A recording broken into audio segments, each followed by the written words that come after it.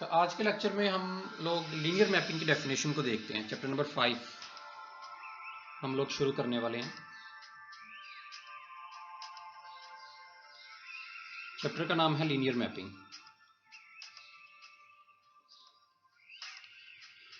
ठीक है, मैपिंग जो है बेसिकली एक फंक्शन होता है।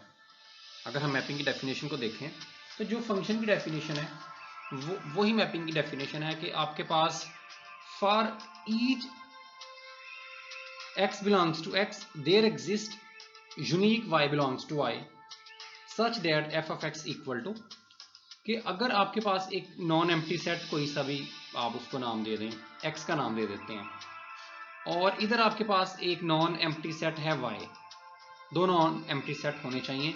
इनके दरमियान में फंक्शन जो है वो बेसिकली एक मैपिंग है या एक रूल है, एक ऐसा तरीकाकार है। क्या करता है, इसके हर एक एलिमेंट को लेता है और इसके एलिमेंट के ऊपर मैप करता है। ठीक है, इसके यूनिक एलिमेंट पे। सो अगर हम कहते हैं इधर एक एलिमेंट x है तो इसको इधर से एलिमेंट x लेके इसके एलिमेंट पे मैप करना चाहिए। अच्छा देखिए, मैप करने का क्या मतलब है। जैसे कि f ऑफ x इक्वल है x स्क्वायर के। ठीक है, तो आप दो सेट हैं x से y, आप एक इनपुट देते हो उसको हम x कहते हैं, एक आप आउटपुट आपको मिलती है उसे हम लोग y कहते हैं। ठीक है, तो इसमें आपके पास जो है अगर आप x की जगह पर 2 पुट करते हैं तो 2 पुट करने से जो आपको आंसर मिलेगा वो क्या मिलेगा, 4। ठीक है, तो हम कहते हैं 2 4 पे असाइन हो रहा है क्योंकि 2 पुट करने से आपको एक आंसर मिला है। एक ऐसा नंबर आप पुट करें कि आपको आंसर ना मिले तो हम कहते हैं कि असाइन नहीं हो रहा। जैसे एग्जाम्पल उसकी भी देख लें जल्दी से, 1/x equal to x minus 1। ठीक है, अगर आप x की जगह पे 1 पुट करें, इस वाले की अगर एग्जांपल ली जाए तो 1 पुट करने से 1/1 माइनस 1, तो 1/0 अनडिफाइन हो गया, यानी कि x को 1 पुट करने से कोई आंसर नहीं मिला, तो हम कहते हैं 1 किसी पे असाइन नहीं हुआ। ठीक है, अगर आप एक नंबर पुट करो और आपको आंसर भी मिले तो हम कहते हैं ये नंबर इस पे असाइन हुआ है, और अगर आप एक नंबर पुट करो और आपको आंसर ना मिले तो आप कहते हैं ये नंबर असाइन नहीं हुआ। तो सिंपल असाइन की आप बड़े इजीली वर्ड्स में आप इसको समझें। ठीक है, इसको आप ज़्यादा इसके कॉम्प्लिकेशन में ना जाएं फिलहाल। तो हम कहते हैं फंक्शन, हम इसको मैपिंग तब कहते हैं, मैपिंग यानी कि एक फंक्शन होता है, यानी कि इसमें मैपिंग में क्या होना चाहिए, फंक्शन की डेफिनेशन का पूरा होना चाहिए। इसमें कोई भी एलिमेंट आप दें x में से तो आपको वो किसी ना कोई आंसर मिलना चाहिए। ठीक हो गया, तो फॉर ईच x, ठीक है, अगर मैं इसको वर्डिंग में लिखूं तो हम इधर लिख सकते हैं फॉर ईच हर एक के लिए आंसर मिलना चाहिए। जैसे कि ये मैं कह सकता हूं नहीं फंक्शन भाई, क्योंकि 1 के लिए आंसर नहीं मिल रहा आपको, तो 1 किसी पे असाइन नहीं हो रहा। For each x belongs to x there exist होना चाहिए यूनिक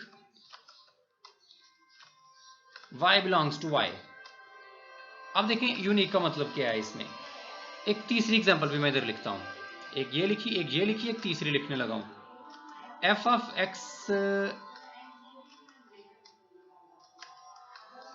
इक्वल टू 1, इस तरह से लिखें आप इसको ना, y इक्वल टू एफ ऑफ एक्स होता है ना, तो हम इसको लिखते हैं x square plus y square, circle जिसे आप लोग कह सकते हैं, सर्कल ऑफ रेडियस 1 या कोई किसी भी रेडियस का ले लें। So y square equal to 1 minus x square. अगर आप x की जगह पे पुट करोगे 0, ठीक है, तो y square equal to 1 minus 0 का स्क्वायर वो 1 ही आ गया। सो वाई स्क्वायर इक्वल आ गया 1 के। जब स्क्वायर रूट लोगे तो y की दो वैल्यू मिलेंगी, एक 1 और एक -1। तो y x को 0 पुट करने से 0 1 पे भी असाइन हुआ और 0 -1 पे भी असाइन हुआ, तो ऐसा भी नहीं होना चाहिए। इसका मतलब है ये भी फंक्शन नहीं है। ओके, तो इसलिए हम कहते हैं कि हर एलिमेंट पुट करने से कोई आंसर मिलना भी चाहिए, यानी कि हर एलिमेंट को असाइन होना चाहिए, और आंसर सिर्फ मिलना भी एक चाहिए, एक से ज़्यादा भी नहीं मिलना चाहिए।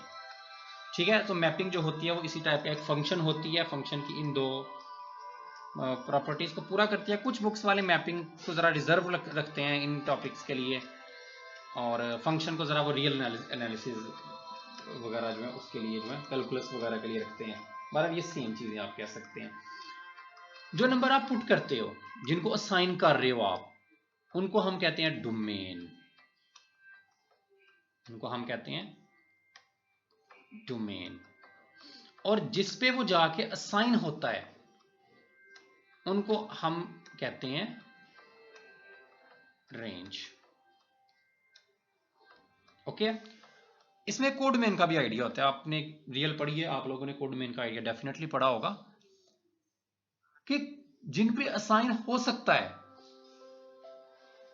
ठीक है, जैसे देखिए ना आप इसमें 1 सेकेंड।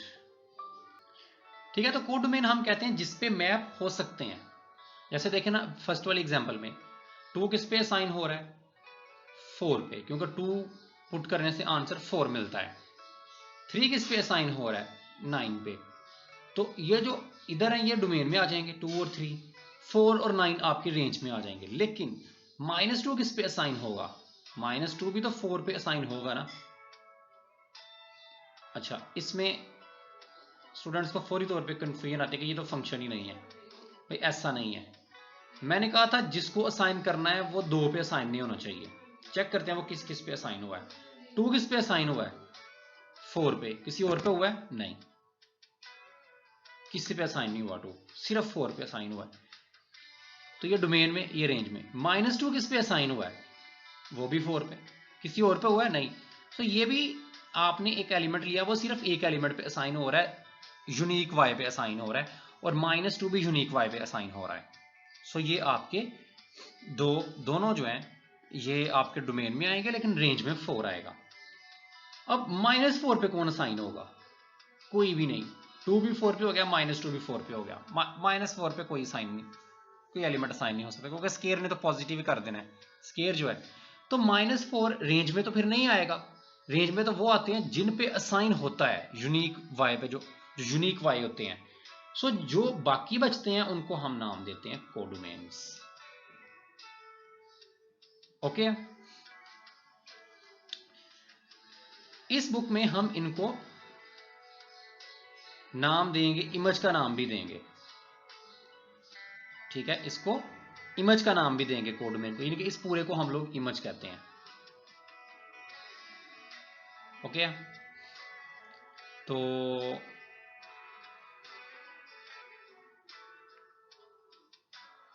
इसमें मैं 2 डेफिनेशन और भी आपकी क्लियर कर देता हूं।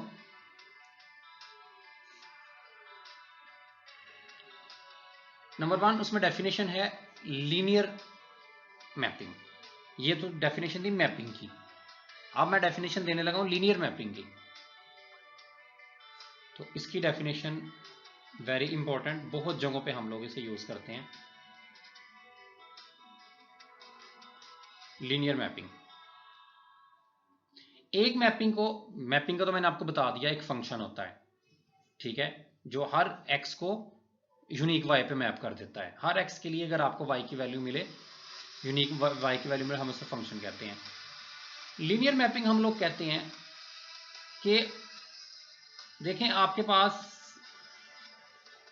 इधर एक वेक्टर है एक्स, सेट एक्स में से मैपिंग तो है ना, इसलिए किसी ना किसी यूनिक वाई पे मैप होगा। ये फंक्शन इसे किसी वाई पे मैप कर देगा। सो एक्स मैप हो गया वाई पे। ठीक है, हम कह सकते हैं एक्स था, जब इसको फंक्शन में पुट किया तो एफ ऑफ एक्स, तो इसने इसका आंसर जो बना दिया वो बना दिया वाई। इसी तरह से इसमें एक आपके पास x1 भी है,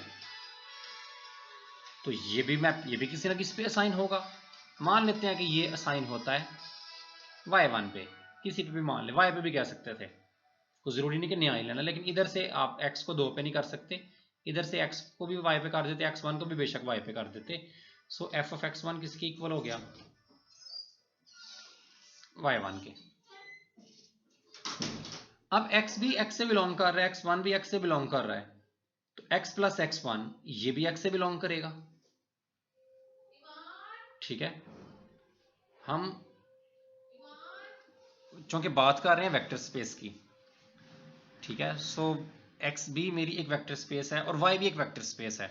हम लीनियर मैपिंग बता रहे हैं वेक्टर स्पेस के अंदर। तो वेक्टर स्पेस के अगर आप दो एलिमेंट्स लेते हैं तो vector space under addition close होती है, तो उसके दोनों एलिमेंट्स का सम भी दोबारा एक्स से ही बिलोंग करेगा। तो F of x plus x one ये जो है ये मान लें असाइन हो जाता है फॉर एग्जांपल y2 पे, किसी एलिमेंट पे असाइन होना चाहिए ना इसे भी डेफिनेशन के मुताबिक, चाहे y1 पे कर दें चाहे y पे कर दें या नया ले लें y2, तो ये इक्वल हो गया y2 के। अब हम ये कहते हैं कि मैपिंग को लीनियर तब कहते हैं अगर इसका आंसर दोनों को सम करके जब आपने f अप्लाई किया है, f of x plus x1 का आंसर इक्वल हो f of x plus f of x1। ठीक है, इन पे लहदा मैपिंग अप्लाई करें, फंक्शन को अप्लाई करें, उन दोनों को प्लस करने से जो आंसर आता है और इन दोनों का सम होने के बाद f अप्लाई करें तो ये दोनों सेम आए, तो हम कहते हैं मैपिंग इज लीनियर। एक और भी इसकी डेफिनेशन है सेकंड भी, ये तो पहली प्रॉपर्टी है, सेकंड प्रॉपर्टी भी है इसकी, f into alpha x equal to alpha f of x। ठीक है, ये भी इसका एक एक्सियम है, यानी कि देखिए ना x इसमें बिलोंग कर रहा है तो अल्फा x भी तो इसी में होगा ना, वेक्टर स्पेस में जो एक्सियम है स्केलर मल्टीप्लिकेशन वाला, तो f ऑफ अल्फा x फिर इसमें होगा, अल्फा x किसी पे मैप होगा, तो हम कहते हैं f ऑफ x का जो आंसर है उसको अल्फा से मल्टीप्लाई कर दें या अल्फा x के ऊपर f अप्लाई कर दें, दोनों का आंसर सेम आए। तो किसी भी जगह पे अगर दो एक्सियम आपके पूरे हो जाएं किसी भी मैपिंग के अंदर, where x and y are vector spaces, तो हम कहते हैं mapping f is linear, mapping को हम लोग लीनियर का नाम देते हैं। ठीक है, दोबारा मैं एक दफा डेफिनेशन बता देता हूं, दो एलिमेंट्स पे मैपिंग अलग-अलग अप्लाई करके प्लस करें या उन एलिमेंट्स को प्लस करके उन पे मैपिंग अप्लाई करें, आंसर सेम आना चाहिए। मैपिंग पे f अप्लाई करके उसको अल्फा से मल्टीप्लाई करें या पहले अल्फा से मल्टीप्लाई कर लें बाद में f अप्लाई करें, तो भी आंसर सेम अगर आए, तो अगर ये दोनों कंडीशन पूरी हो तो हम कहते हैं मेरी मैपिंग जो है वो लीनियर है, अगर ये कंडीशन पूरी ना हो तो हम कहते हैं मैपिंग लीनियर नहीं है। अच्छा, एक तीसरी डेफिनेशन भी देते हैं,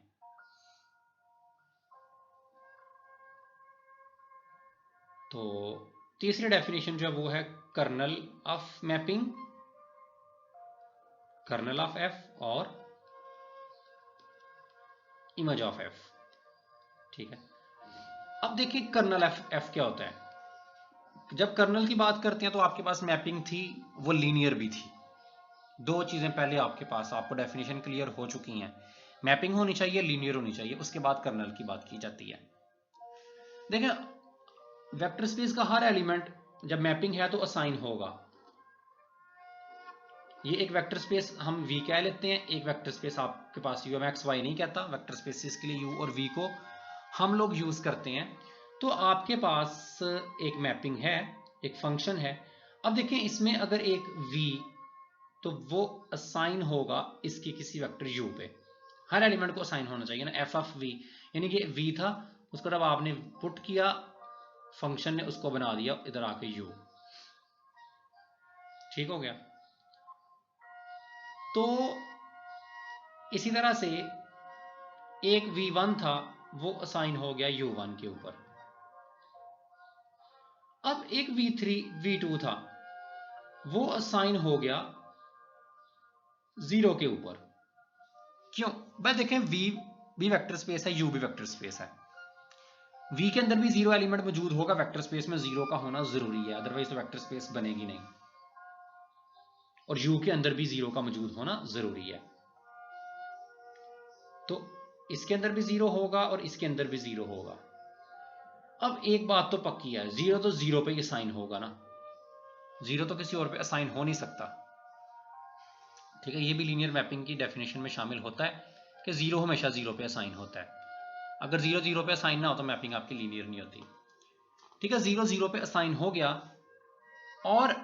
और भी कुछ वेक्टर हो सकते हैं जो 0 पे असाइन हो, जरूरी नहीं सिर्फ 0 ने 0 पे असाइन होना है। अगर V2 भी 0 पे असाइन होता है तो हम कहते हैं V2 कर्नल से बिलोंग करता है, कर्नल ऑफ F से। इसी तरह जो एलिमेंट 0 पे असाइन होगा उनको हम लहदा निकालते जाएंगे। भाई 0 तो हो गई, ये तो पक्की बात है। V2 अगर 0 पे असाइन होता है तो मैं V2 को इधर रख लूंगा। अब V3 किसी U3 पे होता है, V4 किसी U4 पे होता है, V5 बेशक U पे ही हो जाए, V6 बेशक U1 पे ही हो जाए, हमें कोई प्रॉब्लम नहीं है, जिस पे मर्जी असाइन हो। तो ऐसा करते हैं कि V7 जो है वो भी 0 पे असाइन होता है, फर्ज करें अगर, तो वो भी किस में आ जाएगा, एंड सो ऑन।